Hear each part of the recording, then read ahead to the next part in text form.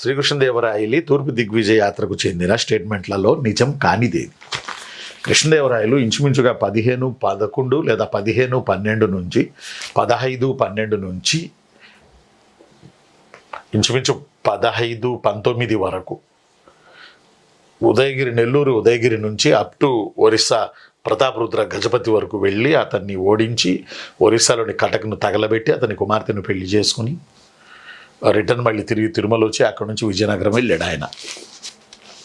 కాబట్టి ఈ యాత్ర పరంపర ఇది ఒక గమ్యం సినిమా లాంటిది. గమ్యం సినిమా రోడ్డు మీదే జరిగిద్ది మొత్తం, అల్లరి నరేష్ సినిమా. అలాగే కృష్ణదేవరాయలు ఈ యాత్ర కూడా ఒక గమ్యం సినిమా లాగానే ఒక జీవితాన్ని చూసుకుంటూ వెళ్తూ ఉంటాడు, జీవితాన్ని చూసుకుంటూ తిరిగి వస్తాడు కృష్ణదేవరాయలు. ఒక అపురూపమైన అచీవ్మెంట్ చేసే యాత్ర ఇది కృష్ణదేవరాయలు జీవితానికి వస్తే సంబంధించి. నేను కూడా చాలా గొప్పగా చెప్పాను ఇది. ప్రీవియస్ వీడియోస్లోకి వెళ్ళండి, కృష్ణదేవరాయలు తూర్పు యాత్రలోని యూట్యూబ్లో కొట్టండి, హిస్టరీ రఫీ సార్ అని వస్తుంది.